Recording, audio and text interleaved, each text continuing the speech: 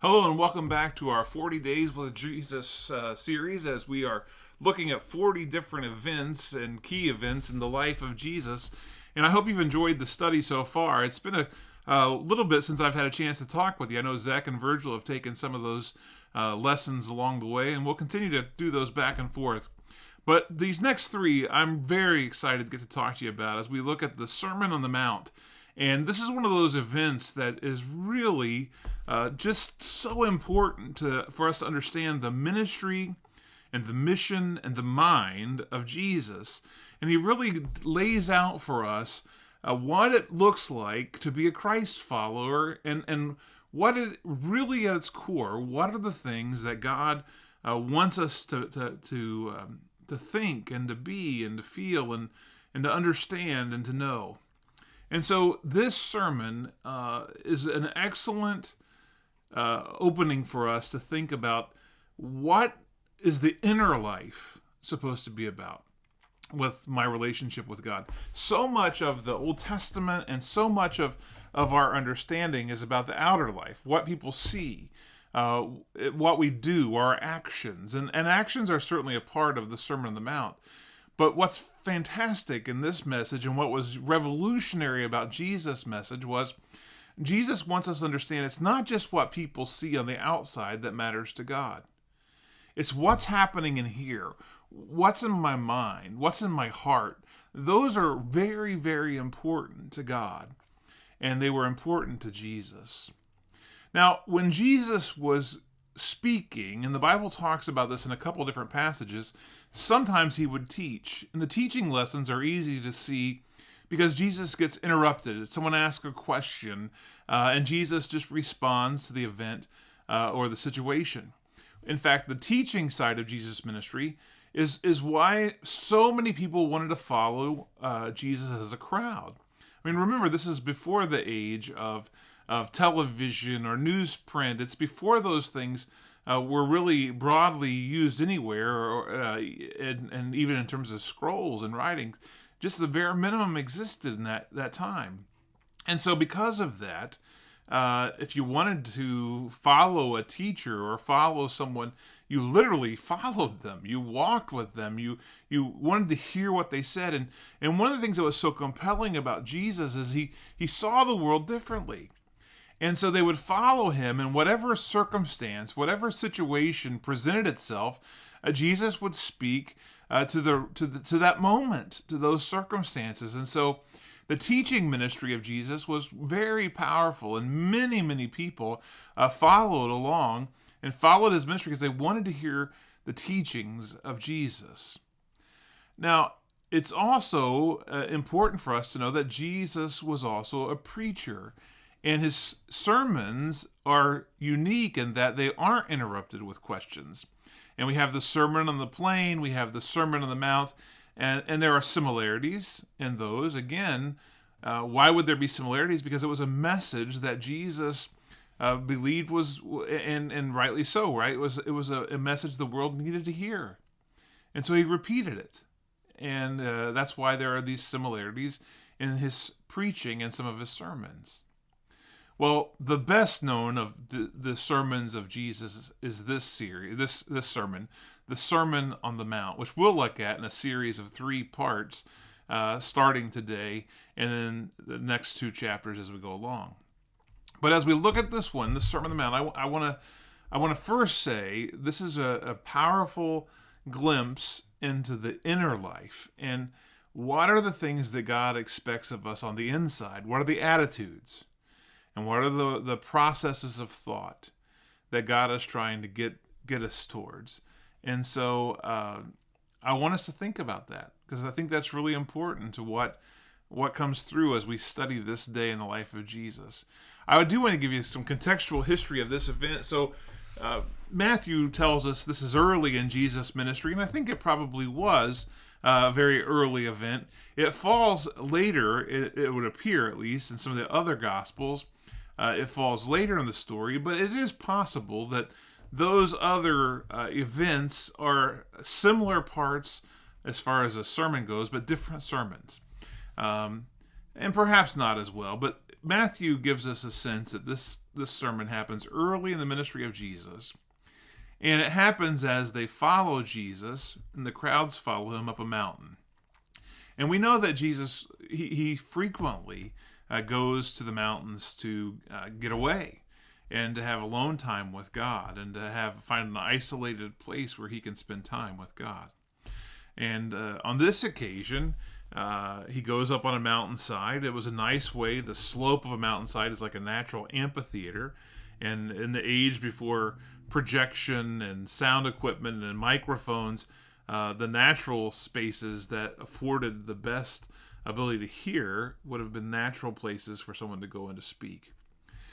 Now, where this mountainside is, where we believe this is, we believe that this is one of those spaces where Jesus has gotten away from Jerusalem. He's gotten away from the city, and he's actually gone out on the edge of the lake here, where the people are. They tended to be people who wanted to get away from the city life. These were rural people. These were a lot of these were people who they were frustrated with what was happening with Rome and with what was happening in Jerusalem. The political climate of their day didn't suit them well. And so they sought out a more isolated place where they could get away from the main roads and to some extent get away from those pressures that existed around them. Both frustration with the religious systems in Jerusalem, where they had seen corruption and they had seen the monetization of worship, where people had charged great fees. They rejected people's sacrifices, so they'd have to buy a different lamb from a different vendor. And these were people who were frustrated with what they saw as abuses in religion. And of course, they were also frustrated with what they saw as abuses in government. And so they saw themselves quite as independent-minded people who were wanting to be faithful to God, but they were frustrated with the climate of the world around them. And maybe you can relate to that. Maybe you have some relation to being frustrated with what we see happening in the world, maybe even in the church today. Well, if so, you'll identify with the audience that Jesus preaches to on this day. And this was a very real day where he preaches a sermon to people who had never heard any teaching or preaching like what Jesus gave that day. And I believe that it was transformative for many, many people. And I think this message can still be transformative for us. So what I'd like to do in these next few moments is I just want you to hear the words of Jesus as he preached them. And then after we've kind of listened to a part of his sermon, then we'll give some more thought to commentary and reflection. So let's just dive in Matthew chapter 5. We read these words. Now when Jesus saw the crowds, he went up on a mountainside and he sat down. His disciples came to him and he began to teach them. And he said to them, "Blessed are the poor in spirit, for theirs is the kingdom of heaven. Blessed are those who mourn, for they will be comforted. Blessed are the meek, for they will inherit the earth. Blessed are those who hunger and thirst for righteousness, for they will be filled. Blessed are the merciful, for they will be shown mercy. And blessed are the pure in heart, for they will see God. Blessed are the peacemakers, for they will be called children of God. Blessed are those who are persecuted because of righteousness, for theirs is the kingdom of heaven. And blessed are you when people insult you or persecute you or falsely say all kinds of evil against you because of me. Rejoice, be glad, because great is your reward in heaven. For in the same way they persecuted the prophets who were before you." Let's pause. Those are some words that you've heard as the Beatitudes or the attitudes sometimes we should perhaps think about, reflect on. The opening of the Jesus sermon, though, starts with blessing. And his audience and the people who were there, undoubtedly, they were people who fit the different topics that he looked upon. And I don't know where you find yourself in this list today. I don't know if you feel poor in spirit. I don't know if you feel incredible grief and sadness and depression, and you're in a space of mourning, needing comfort. I don't know if you're timid and meek.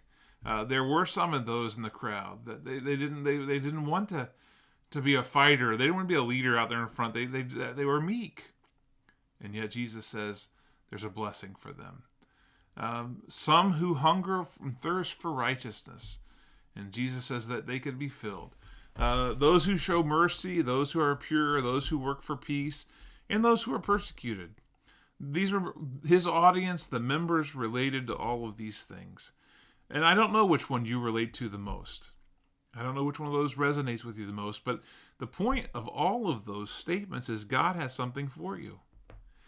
God has something for everyone. He knows what we need, and he knows what will satisfy our needs. From the very beginning of his sermon, Jesus is making a point to the people, basically saying, God has what you need. He is the one who can give the thing that you are seeking. And he also joins you in wanting to be supportive of some of the things that you are doing, the right things that you do. If you're working for peace, know that you're God's child and that God works for peace. If you are a person who is pure in heart, rejoice. God is pure in heart. If you are a person who shows mercy, rejoice. You'll be shown mercy.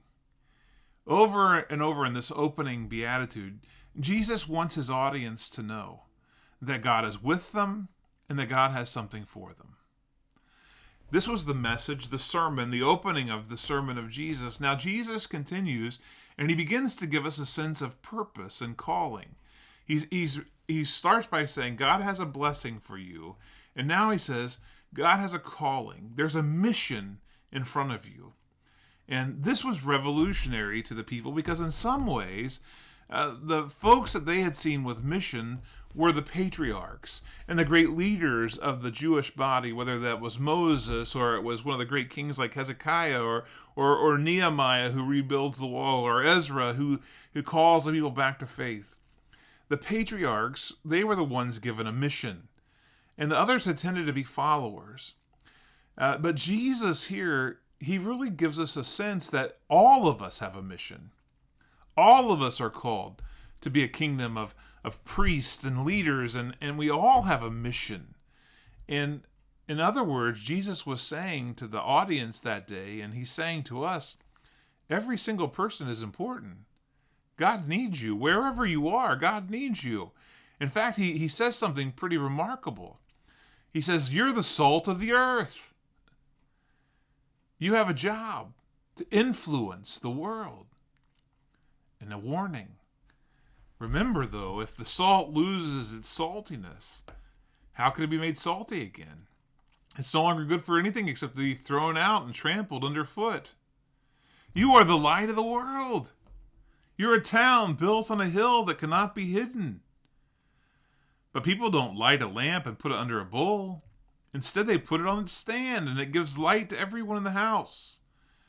And here, the mission. In the same way, let your light shine before others, that they may see your good deeds and glorify your Father in heaven. Jesus has certainly talked, and will talk more in this sermon, about the inner life. When he talks about being salt and light, he says it's that thing that's flowing out of us. If we're right on the inside, then we want to demonstrate right living on the outside as well. And here he makes this call to action. Take these good things that God has for you wherever you are, embrace his mission, and live this out into the world. And that's what we're called to do. This was the sermon of Jesus. Now the people hear these opening remarks from Jesus, and their natural reaction was to say, well, who is this? And what is it about this Jesus? Many of them had never heard him speak before. He's come up on the side of the mountain. He's come into their region. And so they're listening, and they were amazed at his teaching. And we know that they were confounded, and they were blown away by some of the things that he said. And frequently people will say things about Jesus. No one else has ever taught like this. No one else has ever spoke like this. No one else has made the truths of God so plain to us. And Jesus is doing that. And so as they are asking questions in their heart about Jesus and who he is, Jesus begins to reveal some things also in the sermon about himself and his mission and what it is that he is there to do. Now, I said earlier that in this crowd you had several people who were struggling with the religious bodies in Jerusalem. And no doubt there were those that were very frustrated with the system that they saw abusing people and misusing the very temple and the things of faith. And by the way, Jesus is going to champion that cause later on, and he even seems to support that idea when he cleanses the temple and he drives away the money changers, and we'll see some of those other actions out of Jesus. Well, to that same group of people who were struggling, Jesus gives an interesting statement in a sermon. They're wondering, who is Jesus? What's he all about? What's happening? No one else teaches like this, and Jesus says to them this: "Do not think I've come to abolish the law of the prophets. I have not come to abolish them, but I have come to fulfill them. For truly I tell you, until heaven and earth disappear, not the smallest letter, not the least stroke of a pen will by any means disappear from the law until everything is accomplished. Therefore, anyone who sets aside one of the least of these commands and teaches others accordingly will be called least in the kingdom of heaven. But whoever practices and teaches these commands will be called great in the kingdom of heaven. For I tell you that unless your righteousness surpasses that of the Pharisees and the teachers of the law, you will certainly not enter the kingdom of heaven." Now, this was a powerful statement to make. Jesus is certainly one who is quick to criticize the Pharisees and those religious leaders, and he frequently does that throughout his ministry. His audience no doubt liked it when Jesus would criticize or he would chastise the Pharisees. But here Jesus says, listen, you like it when I'm challenging those religious leaders, but those religious leaders, they do practice a kind of righteousness, a kind of faithfulness to God. And you better practice a righteousness and a faithfulness to God as well. It matters how you live. Now, this was a powerful teaching from Jesus. And while I believe we are saved by grace through faith in Jesus Christ, and Paul articulates that statement quite well, especially in the book of Romans. But Jesus reminds us over and over in the Sermon on the Mount that a righteous heart and a righteous inner person, that will overflow into a righteous person in the world. And if we aren't living the righteous life, then it might reflect something about the inner life and who we are on the inside. So he challenges them. Then he really takes it home. And he really begins to focus in here as we come to the end of this chapter on just how important the inner thoughts and the inner life are. Listen to some of the things Jesus says here.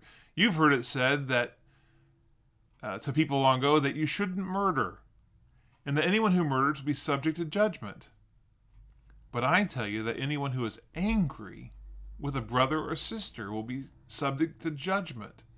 Murder is an outward, it's visible, it's known, it's seen, it's felt. But anger is not always expressed. Sometimes anger is something on the inside. But Jesus tells you that anyone who is angry with a brother or sister is also subject to judgment. Again, anyone who says to a brother or sister, "Raka," is answerable to the court. And anyone who says, "You fool," will be in danger, Jesus said, of the fire of hell. Therefore, if you're offering your gift at the altar, and there you're reminded or you remember that your brother or your sister has something against you, leave your gift there in front of the altar, and first go and be reconciled to them, and then come and offer your gift. This also marks a kind of transition in the sermon. Although he's going to re-emphasize 3 times in the message the importance of the right kind of thinking on the inside. But he also is quick to say here, while it's important that we have a right relationship with God and a right relationship in terms of our inner self, that we also want to have a right relationship with other people. That this matters to God also. How we relate to others impacts our relationship with God. And so he says, listen, if you've got a problem with someone, make it right. He goes on to say this, settle matters quickly. Settle matters quickly with your adversary if they are taking you to court, and do it while you're still on the way. Because if you don't, your adversary may hand you over to the judge, and the judge may hand you over to the officer, and you may be thrown into prison. And truly, I tell you, you will not get out until you have paid the last penny. Treat other people right. He goes on to say this, and this is where he begins to tell us that to live the right life that God requires, it is about the whole body. He says, you've heard it was said, you shall not commit adultery. But I tell you that anyone who looks at a woman lustfully has already committed adultery with her in his heart. If your right eye causes you to stumble, gouge it out and throw it away. It's better for you to lose one part of the body than your whole body to be thrown into hell. If your right hand causes you to stumble, cut it off and throw it away. It is better for you to lose one part of your body than for your whole body to go into hell. Now there's some hyperbole in what Jesus is saying, and he's overstating. It's not that he actually wants us to gouge out our eyes or to cut off a hand, but he wants us to understand the significance of sin. Sin is costly. It's dangerous.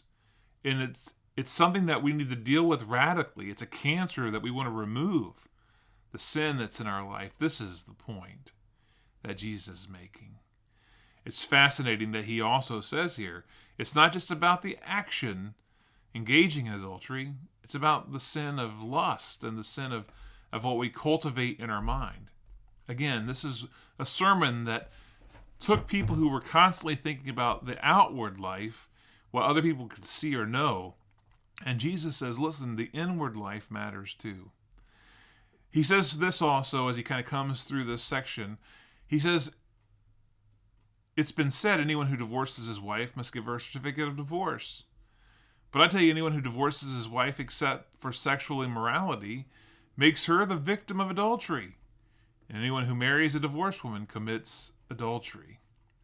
Now, Jesus is beginning to shape, as he goes into this part of the sermon, how people understand the law and what God expects. And it was Jesus' way of saying at this part, and he's saying this to especially to women who don't have a lot of power and agency at this time in society. And Jesus is saying, listen, you have a responsibility to your wife. And I encourage you to for husbands, Jesus is saying, I encourage you to think about your spouse the right way and treat them the right way. And understand that a relationship, a marriage bond, the covenant of marriage is important. It's not to be lightly discarded. And Jesus is making some statements to the people about what God values and expects. Well, our time has come to the end, but there are several more passages here in Matthew 5 that you really should think about and think through. His talk about oaths and how we speak comes out. An eye for an eye and the way that we treat other people. Love for our enemies. These are the messages that Jesus has. And the most important things, as Jesus says, as he comes through this, he's telling people who have nursed some grudges against Rome and against Jerusalem. He said, you've heard it was said, love your neighbor and hate your enemies. And these are people who had enemies. But Jesus finishes out this first part of his sermon by saying, I tell you, love your enemies. Pray for those who persecute you. Then you will be children of your Father in heaven. And know this, God causes the sun to rise on both the evil and the good. He sends rain on the righteous and the unrighteous. Why, if you only love people who love you, what reward would you get? Are not even the tax collectors doing that? If you greet only your own people, what are you doing more than others? Don't pagans even do that? And here's the challenge he finishes with. So strive to be perfect as your heavenly Father is perfect. Now, I don't know about you, but that last statement is one of the hardest that Jesus has made in the opening of his sermon. It's not a perfection that I think is attainable in some ways, because you and I both know we will never be perfect. In fact, Paul makes such a claim that there is no one righteous, not even one, and that all have sinned and fall short of the glory of God. So what was that Jesus is calling us for when he says, be perfect? Well, he's asking us to understand and attain, or to work to attain, a right relationship with God, a right relationship with self, and a right relationship with others. To perfect, as it were, living in a right relationship with God, a proper and right sense of self, and a proper and right sense of others and how we relate to them. Well, there's a lot more to this sermon, and as you can tell, this day in the life of Jesus was profound and powerful. And today we were just beginning to listen, to hear, and to dive into a sermon that Jesus himself preached. And Jesus' words, well, they challenged and convicted his audience. And as you've heard this podcast today, this lesson today, perhaps some of the things Jesus said have challenged you as well. They certainly also challenge me. We come and we hear and we are faced with the same struggle that his first century listeners faced. What am I going to do with the words that Jesus has spoken? Will I let them fall idly by? Will I reflect upon them? Or will I allow them to change my life, to transform my thinking, and to radically reshape my relationships? Well, I hope you've enjoyed this day in the life of Jesus. We'll come back in our next session and we'll look more at this incredible sermon and this day in the life of Jesus. Thank you for tuning in.